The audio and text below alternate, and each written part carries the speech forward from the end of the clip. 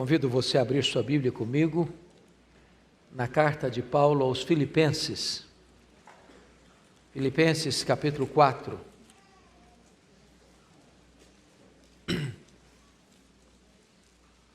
Nós faremos a leitura dos versos 6 ao verso 9. Filipenses 4, 6 a 9.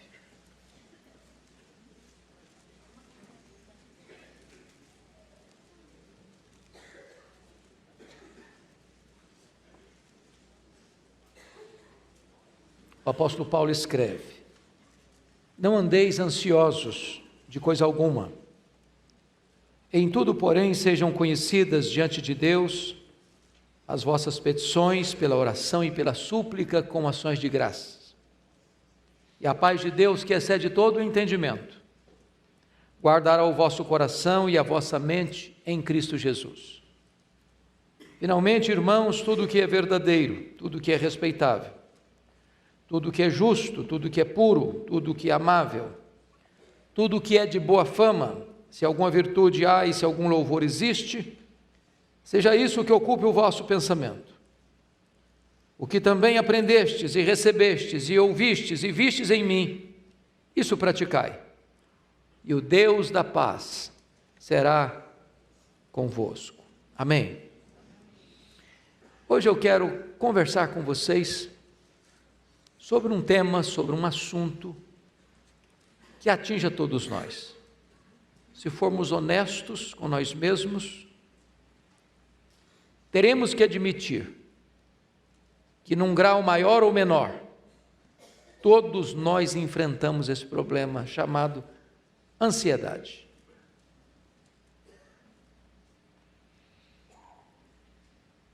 Segundo a Organização Mundial de Saúde, mais de 50% das pessoas que passam pelos hospitais são vítimas dos chamados problemas e doenças psicossomáticas.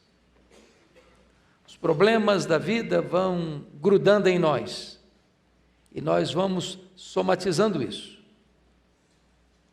E muitas vezes nós ficamos extremamente ansiosos, a ponto de um dos mais expoentes representantes da psicologia, Rollo May, afirmar que a ansiedade é o mais urgente e o mais grave problema da nossa geração. A ansiedade é democrática, ela atinge a todos, até as crianças. É curioso como nós estamos vivendo hoje a geração de crianças ansiosas. Também puderas, né? Também puderas. As crianças são expostas hoje a imagens de violência, a desenhos animados de feitiçaria, de coisa pesada. Alguém já brincou que se você tiver coragem de assistir todos os desenhos da televisão brasileira, de noite você não dorme com a luz apagada. A meninada está estressada. E é curioso que há pouco tempo, lá em Vitória, eu cheguei um dia, e eu gosto de brincar com as crianças, e tinha uma menina brincando assim, bem distraída, e eu me aproximei dela com muito jeitinho e disse assim: filha, que vidona, hein? Ela olhou brava para mim e disse: o senhor é que pensa. E eu tomei um susto, porque jamais podia esperar uma resposta dessa de uma criança, já estressada.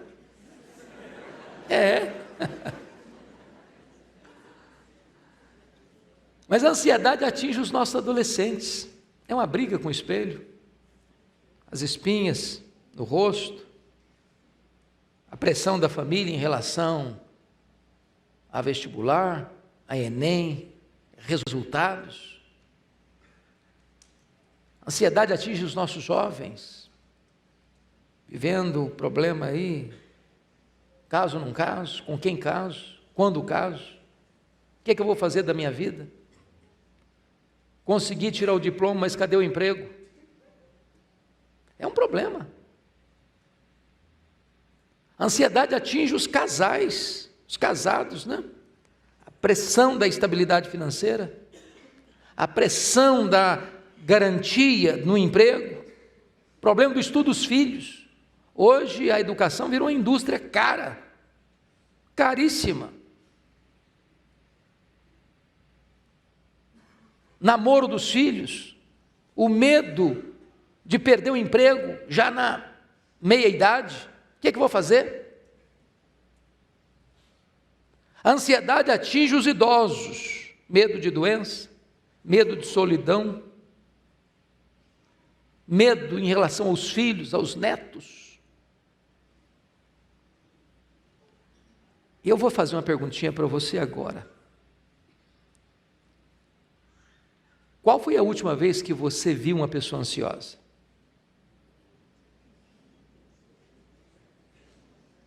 Eu acho que deve ter sido hoje, não?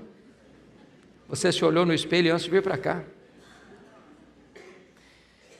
Então, como é que nós vamos lidar com esse problema da ansiedade? Muitas pessoas acham que você resolve isso e na farmácia comprando um ansiolítico. Você toma um bom remedinho, dá uma relaxada, mas você tratou do sintoma, mas não da causa.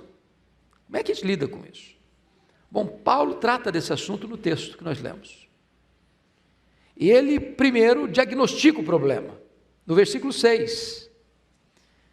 Veja comigo. Não andeis ansiosos de coisa alguma, em tudo, porém, sejam conhecidas diante de Deus as vossas petições, pela oração, pela súplica, com ações de graça. Então, quais são essas causas da ansiedade? Se você percebeu, lendo esta epístola, você vai notar que em cada capítulo desta carta, Paulo trata de um problema que pode gerar ansiedade. No capítulo 1, ele diz que as circunstâncias da nossa vida podem produzir ansiedade em nós. Hoje, gente, todos nós lidamos com circunstâncias difíceis. Você planeja uma coisa, acontece outra. Você sai de casa para trabalhar, bate o carro. Você chega no emprego, você é convidado aí para o departamento pessoal, porque ali não tem mais chance para você. Você estuda anos a fio para um concurso, faltou um pouquinho, mas você não passou. Você vai no médico para um exame de rotina, descobre que está com uma doença grave. Circunstâncias que você não controla, mas que atingem você. Paulo, ao escrever esta carta, ele estava preso, ele estava algemado em Roma. E ele tenta acalmar o coração da igreja e dizer o seguinte: eu quero que vocês saibam que as coisas que me aconteceram têm antes contribuído para o progresso do Evangelho. Estou passando situação difícil, mas eu não perdi a perspectiva de que Deus está no controle da minha vida. Pode existir para mim acaso, para Deus não. Para Deus existe providência. Olhe para a vida na perspectiva da soberania de Deus, para que as circunstâncias não tirem de você a sua paz e produzam em você ansiedade. Mas se você olhar no capítulo 2 dessa carta, não andeis ansiosos de coisa alguma. No capítulo 2, Paulo trata de um outro problema que gera ansiedade no coração da gente. São os relacionamentos estremecidos. A igreja de Corinto, a igreja de Filipos era uma bênção, mas os crentes estavam batendo cabeça. Pasmem vocês, até as mulheres da igreja estavam brigando. As mulheres quando brigam, porque o som está muito difícil mesmo. A Evódia e a Cinti que não pensavam concordemente mais no Senhor. Tinha irmão lá na igreja, trabalhando na igreja, mas lidando com partidarismo. Outros trabalhando na igreja, mas vanglória. Tinha muita gente trabalhando, mas sem trabalhar em harmonia, concordemente. E sabe, irmãos, quando tem problema de relacionamento dentro de casa ou na igreja, isso produz estresse, isso gera ansiedade, sofrimento. E eu posso até garantir para você que as pessoas nos fazem sofrer mais do que as circunstâncias. As pessoas nos machucam, as pessoas nos decepcionam, e nós decepcionamos as pessoas. Isso produz ansiedade.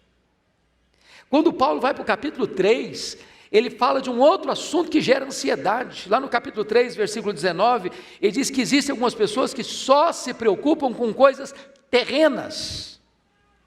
Meus amados irmãos, vamos pensar bem nisso aqui. Vocês acham que dinheiro tem sido motivo de estresse hoje? Tem? Às vezes você fica ansioso por causa de dinheiro também?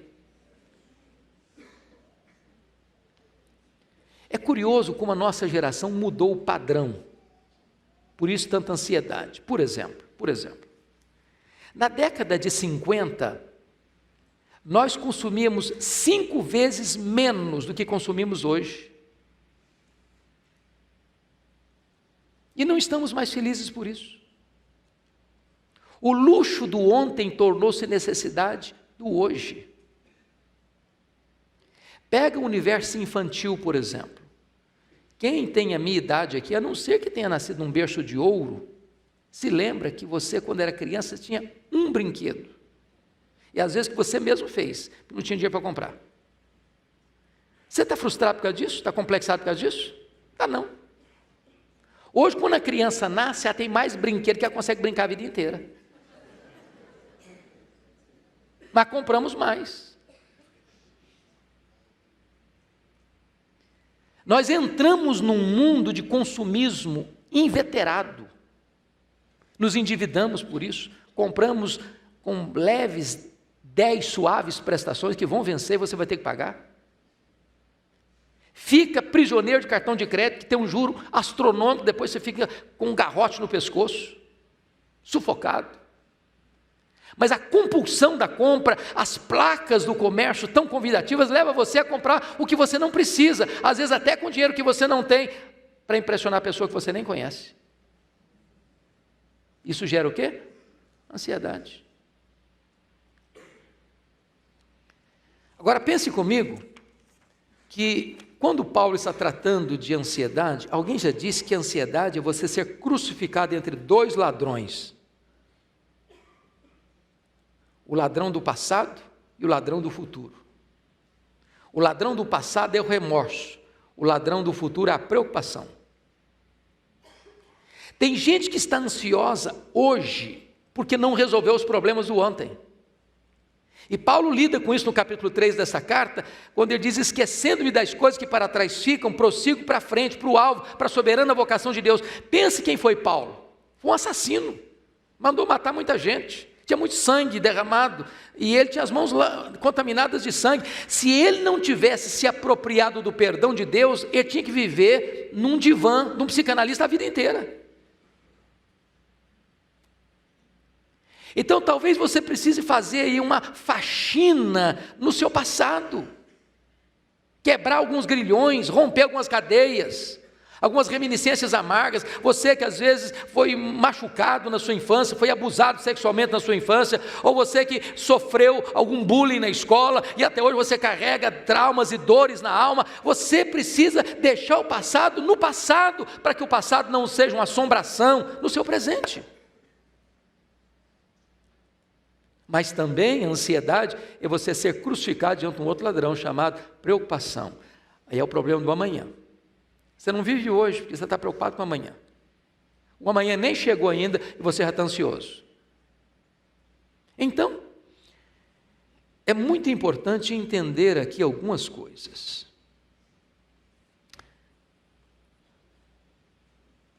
Como é que é a sua vida? Eu li um livro, O Sentido da Vida, do Dr. John Mackay, e esse livro é fenomenal. E John Mackay, neste livro, O Sentido da Vida, conta a história de um personagem, talvez mitológico, Pierre G. de Ibsen. Era um personagem que procurou sentido na vida, felicidade para a vida, fazendo viagens nos lugares mais remotos e mais exóticos do mundo. Depois que ele viajou o mundo inteiro, teve experiências 1000, ele retorna para sua casa, retorna para sua região de origem, mas a alma insatisfeita, o coração ainda sem ser preenchido. E ele vai para o quintal, e tem lá um canteiro de cebolas, e ele arranca uma daquelas cebolas, e começa a descascar a cebola. Para cada casca que ele tira, ele dá o nome de uma aventura, de uma viagem, de um passeio, de uma experiência. E ele vai descascando a cebola e vai nominando as experiências vividas.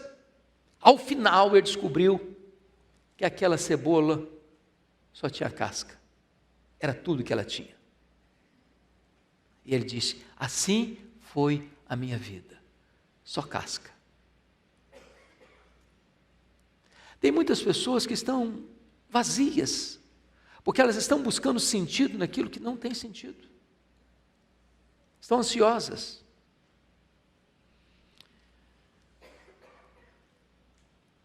Quais são os resultados da ansiedade? Primeiro, a palavra ansiedade na língua grega é muito forte. Sabe o que significa a palavra ansiedade na língua grega? Estrangulamento. É puxar você em direções opostas, é rasgar você pelo meio, é agredir você emocionalmente, é violentar você psicologicamente. Então, o que a ansiedade faz? Ela rouba as nossas forças. Por que rouba as nossas forças? Porque ansiedade ou preocupação é quando você está sofrendo por algo que ainda não está acontecendo, que tem potencial de acontecer, mas não está acontecendo, e você antecipa o sofrimento e começa a sofrer. O problema é que, estatisticamente falando, 70% dos assuntos que nos deixam ansiosos nunca vão acontecer. O que acontece? Você sofreu o quê? Desnecessariamente. É por isso que a Bíblia diz: basta ao dia o seu próprio mal. Se você está enfrentando um problema, lidando com um problema, enfrente-o, encare-o, não fuja dele. Mas se o problema ainda não está ocorrendo, não puxe o problema do futuro para o presente para sofrer por ele, porque isso não vai ajudar você, isso não vai fortalecer você, isso vai enfraquecer você. E se porventura o problema de fato vier a acontecer amanhã, se você sofreu ontem, vai sofrer hoje de novo, vai sofrer 2 vezes.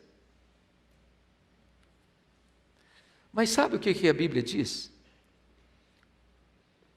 Quando a Bíblia diz assim: não andeis ansiosos de coisa alguma, o Senhor Jesus Cristo vai além no Sermão do Monte e diz que os gentios que não conhecem a Deus é que se preocupam com todas essas coisas.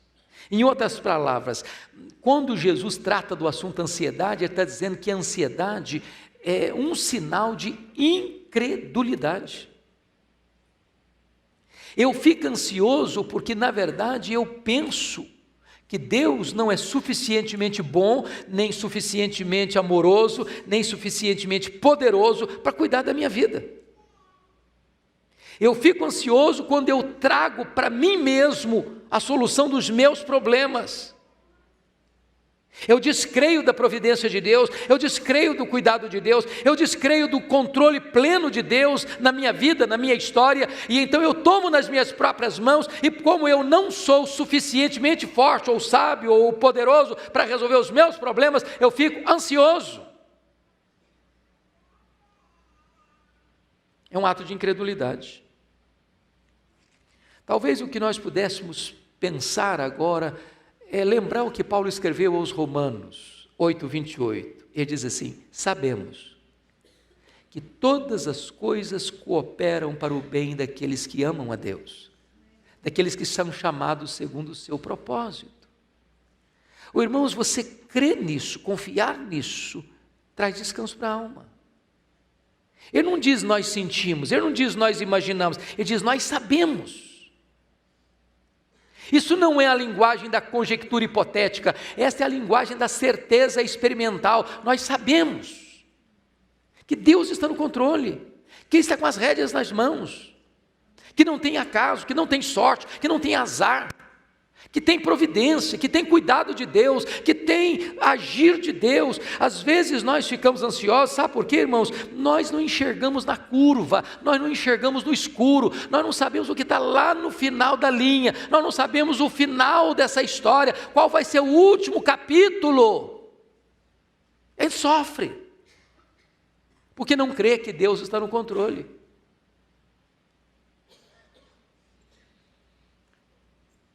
Agora deixa eu dizer uma coisa para você, a ansiedade é inútil. Jesus Cristo perguntou assim lá em Mateus 6:27, qual de vós, por mais ansioso que esteja, pode acrescentar um côvado à sua existência? Um côvado, irmãos, é a distância do cotovelo à ponta do dedão. dá 45 centímetros. O que ele está dizendo é o seguinte: você não estica a sua vida, nem sequer meio metro, pelo fato de você estar ansioso. É inútil, absolutamente inútil. Você não fica melhor porque está ansioso. Você não fica mais sábio, mais forte, mais poderoso porque está ansioso. A ansiedade, ao contrário, ela drena suas energias. Ela tira o seu foco. Ela desvia a sua atenção do Deus que está no controle para o problema. O problema que é maior que você.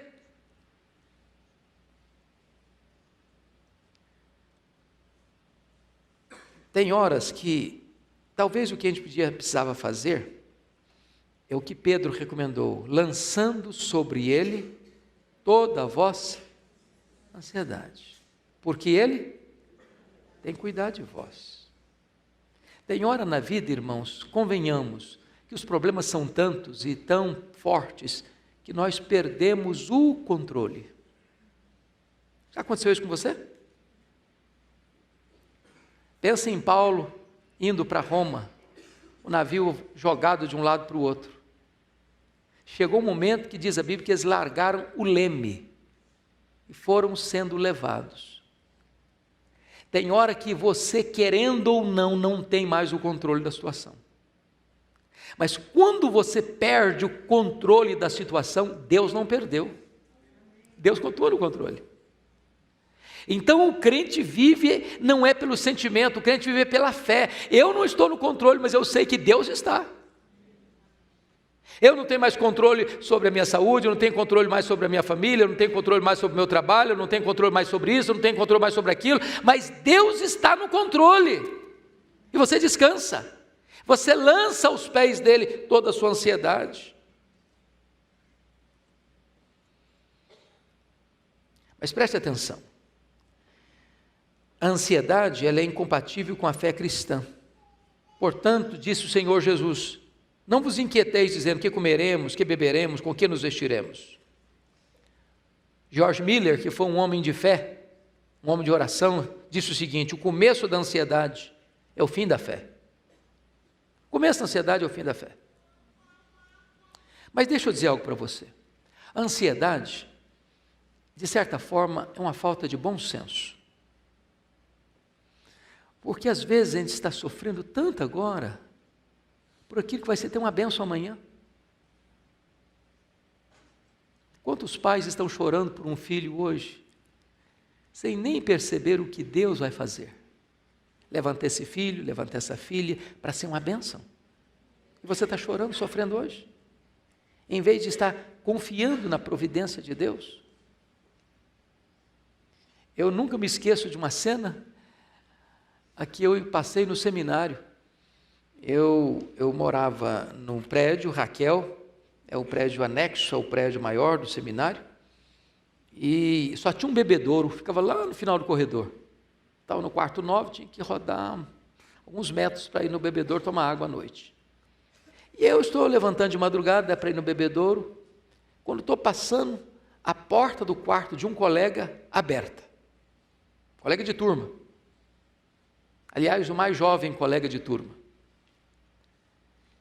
Quando eu olho, ele estava chorando, mas chorando convulsivamente. Eu tomei um susto. Entrei apressadamente e disse: o que é que aconteceu? Morreu alguém na sua família? Ele disse: não, eu estou com medo da minha mãe morrer. Falei: mas em qual hospital que ela está? Qual o problema dela? Não, ela não está doente não, só estou com medo dela morrer um dia. Falei: cara, mas deixa a sua mãe viver, ué. Sabe o que é que aconteceu? Isso tem 40 anos, a mulher está viva até hoje.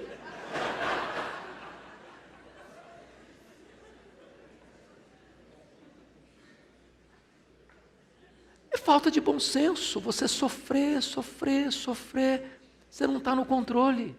Calma, descansa, entrega para Deus, confia. Não andeis ansiosos de coisa alguma. Bom, mas se Paulo só nos desse esse conselho, talvez ele não nos ajudaria tanto. Depois que ele diagnostica o problema, Ele vai dar o remédio, vai mostrar o remédio. O que ele diz aí no versículo de número 6? Em tudo, porém, sejam conhecidas diante de Deus as vossas petições, pela oração e pela súplica, com ações de graças. E aqui eu chamo a sua atenção para um ponto importante.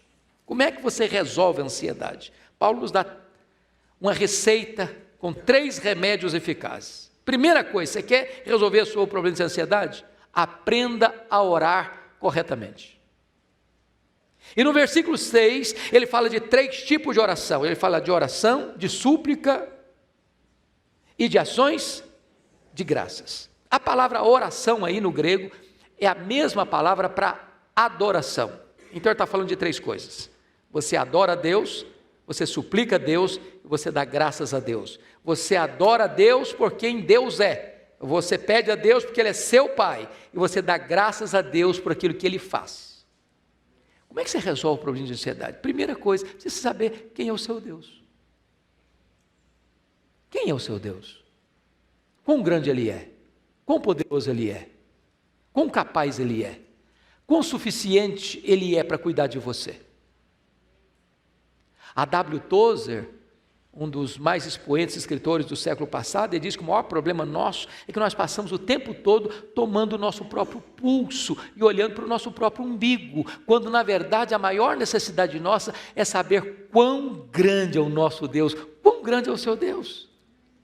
Oh, gente, se Ele mede os céus a palmos, se Ele mede as águas na concha da sua mão, se Ele faz sair as estrelas e ao chamá-las todas pelo nome, nenhuma delas vem a faltar, se Ele olha para o mundo inteiro e olha as nações como um pingo que cai de um balde, você acha que Ele não é poderoso para cuidar da sua vida? Você acha que Deus está encrencado com seus problemas? Quando você sabe que o seu Deus é o todo-poderoso Deus, Ele dirige os céus, Ele dirige a terra, Ele controla os anjos, Ele controla os astros, Ele controla o ar, Ele controla o mar, Ele controla os rios, Ele controla o universo, enfim, você acha que Ele não é capaz de cuidar da sua vida? Adore-o, exalte-o. Mas agora você precisa aprender a orar pedindo. Ele é seu Pai? Ele te dá liberdade de pedir a Ele? Você tem livre acesso a Ele? Você pode falar com Ele qualquer hora? Então apresente suas queixas a Ele, suas dores a Ele, suas necessidades a Ele. Você acha que Deus já fez coisas lindas na sua vida? Comece a agradecer, pare de murmurar, pare de reclamar. Comece a entender o que Ele já fez de bom na sua vida, comece a agradecer. Quando você aprende a orar corretamente, você é curado da ansiedade. Segundo remédio que Paulo dá, olha comigo o versículo 8. Você precisa aprender a orar corretamente, segundo você precisa aprender a pensar corretamente. E ele diz no versículo 8 assim: irmãos, tudo que é verdadeiro, tudo que é respeitável, tudo que é justo, tudo que é puro, tudo que é amável, tudo que é de boa fama, se alguma virtude há, se algum louvor existe, seja isso que ocupe o vosso pensamento. Oh, irmãos amados, a vitória ou a derrota está aqui. Agora, para você fazer isso, você tem que ler Bíblia, você tem que conhecer as promessas de Deus, você tem que se alimentar das verdades de Deus, você tem que tomar posse das promessas de Deus, vai alimentando a sua mente, vai alimentando o seu coração, das promessas que Deus faz. Sabe por quê? Porque Deus é fiel à sua própria palavra, nenhuma das suas promessas jamais caiu por terra, e quando você vai lendo a Bíblia, vai conhecendo a Bíblia, vai conhecendo a palavra, vai se alimentando das promessas de Deus, isso vai entrando na sua mente, isso vai entrando no seu coração, e você vai pensando biblicamente, quando a luta chegar, quando o problema vier, quando a prova bater, quando a ansiedade bater a sua porta, você está cercado por uma estratégia divina, por a fortaleza divina que protege a sua mente e o seu coração. Terceiro remédio para você curar a ansiedade. Primeiro é aprender a orar corretamente. Segundo é aprender a pensar corretamente. A terceira é aprender a agir corretamente. Olha o versículo 9 comigo. Ele diz assim: o que também aprendestes e recebestes e ouvistes e vistes em mim, isso praticai. Eu posso ser um teórico, saber tudo. Se eu não boto em prática, não vai adiantar nada. James Hunter disse com muita clareza: você não é o que você sabe, nem o que você sente, você é o que você faz. Se você for um mero ouvinte da palavra de Deus, mas não for um praticante da palavra de Deus, a ansiedade vai pular nas suas costas e vai te dominar. Agora, vamos entender algo aqui, meus amados irmãos, ainda. Depois que Paulo trata do remédio, ele diagnosticou o problema, ele deu o remédio para o problema, agora ele vai mostrar a cura para o problema. Você pode ler o versículo 7, a uma só voz comigo, com voz clara, eloquente, bonita, vamos todos juntos? E a paz de Deus, que excede todo o entendimento, guardará o vosso coração e a vossa mente em Cristo Jesus. Oh, amados irmãos, que coisa preciosa, que há uma substituição da ansiedade pela paz de Deus. Quando eu estou ansioso, eu estou inquieto, eu estou desassossegado, eu estou perturbado, eu estou estrangulado emocionalmente. Aí eu orei, aí eu alimentei minha mente, aí eu pratiquei o que é certo, e aí a ansiedade foi embora, e veio morar no lugar a paz de Deus. É aquela serenidade no meio da tempestade. O problema pode estar lá ainda, mas você está descansando. Davi estava fugindo do seu filho, que queria matá-lo e tomar o trono. E ele fugiu a pé, já velho, no deserto, em tendas improvisadas. Ele diz: em paz me deito e logo pego no sono, porque só tu, Senhor, me fazes repousar seguro. Você está descansando, você confiou que Deus está no controle. Essa é a paz de Deus. Agora preste atenção que esta paz é uma paz diferente. Como assim? O que o homem hoje entende por paz? Ausência de problema. Estou em paz. O que você quer dizer com isso? Está tudo bem, tudo calmo. Mas isso é paz de cemitério. Se tem um lugar que não tem problema, é cemitério, sabia? Lá ninguém briga, ninguém discute, ninguém é mais orgulhoso que ninguém, ninguém é mais rico do que ninguém, todo mundo igualzinho. Vive numa paz, mas também não tem vida. A paz coexiste com a dor, com as lágrimas. Não é paz de mosteiro, não é fuga dos problemas, é saber que Deus está no controle da situação. Deixa eu lhes dar 2 exemplos. Quando eu leio a Bíblia, eu não encontro humanamente falando, um ser humano como você e eu, ninguém cujo sofrimento suplantasse o sofrimento de Jó. Você conhece? Você sabe o que é um cara rico? Rico não, o mais rico e a falência? Ô, gente, quem sempre viveu na magrela, está acostumado, come pão com salame, feliz da vida. Mas o cara acostumado com caviar, para tomar um caldo de cana e comer um pastel na esquina, ele faz cara feia. O Jó foi à falência. Você sabe o que é um pai? Eu não sei, espero em Deus nunca saber, na prática. O que é um pai levar para o cemitério todos os seus filhos num único dia? Você já imaginou um quadro desse? Você já imaginou o que é você quebrado, enlutado, com uma doença que abre ferida da cabeça aos pés? E o seu corpo vira uma carcaça humana? Você sabe, numa hora dessa, o seu cônjuge, a única escora que você tinha, dizer para você assim: morre logo. Mas antes de morrer, amaldiçoa a Deus primeiro. Você sabe o que é um ser humano numa situação dessa, ainda sofrer acusações pesadíssimas dos seus amigos, todas mentirosas? Mas foi esse homem que diz assim: o meu Deus inspira canções de louvor nas noites escuras. A despeito de tudo isso, eu tenho uma convicção que nunca foi abalada na minha alma, é que o meu Redentor vive. Isso é paz no vale. Deixa eu lhes dar um exemplo, outro. Eu acho que, abra sua Bíblia não sei se vocês têm na sua Bíblia, eu tenho na minha aqui, essa é a sua Bíblia da Casa Editora Presbiteriana, tem um inário no final. Sua Bíblia tem inário no final? Tem não, né? Alguns de vocês só têm.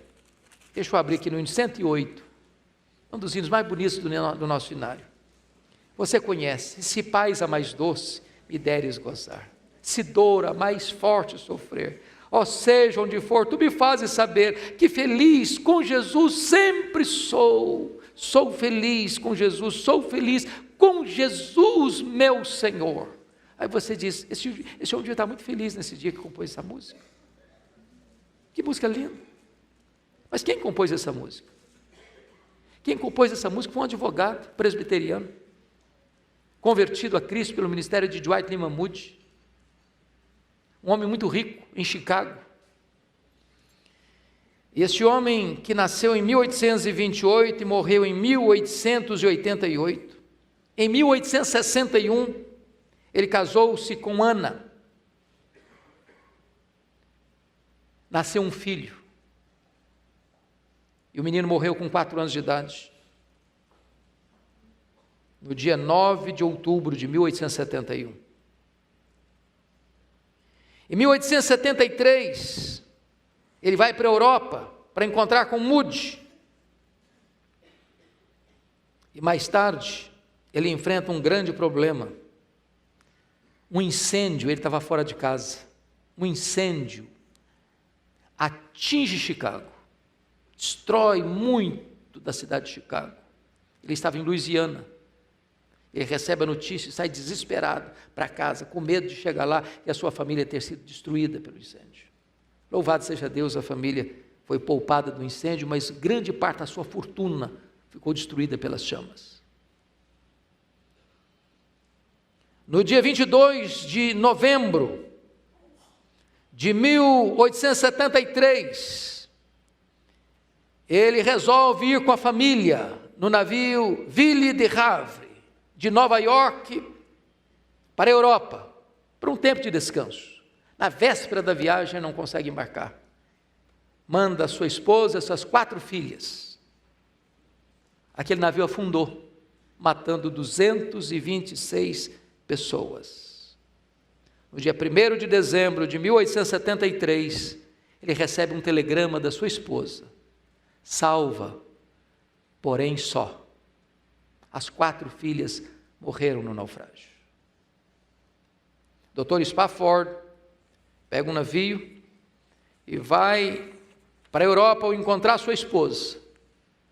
E ele pede ao comandante para mostrar para ele exatamente o local do naufrágio onde suas filhas morreram.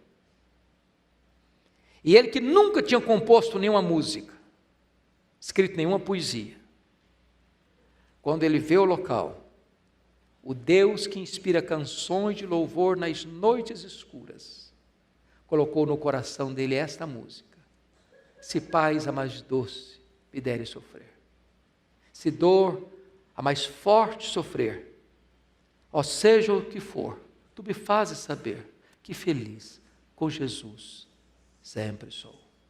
Sou feliz com Jesus, meu Senhor. Mas o estribilho no original é mais forte ainda, porque no original o estribilho é este: It's well with my soul, it's well with my soul. Está tudo bem com a minha alma, está tudo bem com a minha alma, está tudo bem com a minha alma. Esta é a paz de Deus que excede todo o entendimento. Paulo termina dizendo que a paz de Deus que excede todo o entendimento guardará o vosso coração e a vossa mente em Cristo Jesus. E a palavra guardará aqui no grego é colocar sentinela, colocar uma soldadesca. Quando você ora, quando você pensa, quando você age, então a paz de Deus vem e guarda a sua cabeça e guarda o seu coração. Faz sentinela na sua razão e na sua emoção. E então quando a ansiedade tenta entrar, não consegue mais, porque a cidadela da sua mente e do seu coração estão guardados pela paz de Deus. O que é que você e eu vamos fazer com a ansiedade?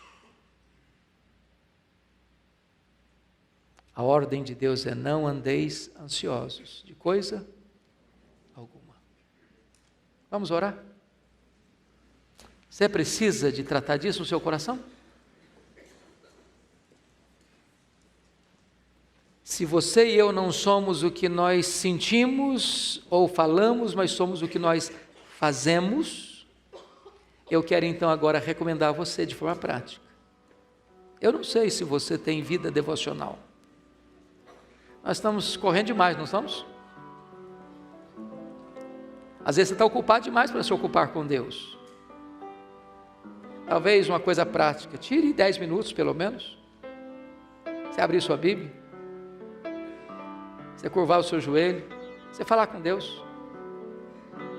Em vez de você ficar reclamando, murmurando, fale com Deus. Em vez de você alimentar sua mente com todos os noticiários trágicos, com todas as notícias ruins, e os fake news da vida, gaste um pouco mais de tempo memorizando a sua Bíblia, decorando alguns versículos da Bíblia, se apropriando das promessas de Deus. Em vez de você ser apenas um teórico ouvinte, comece a botar em prática o que você conhece da palavra de Deus. Vai acontecer um milagre na sua vida. A ansiedade vai embora e a paz de Deus vai entrar, vai guardar a sua cabeça e o seu coração. Vamos ficar em pé. Pastor Arival, o senhor ora por nós, por favor?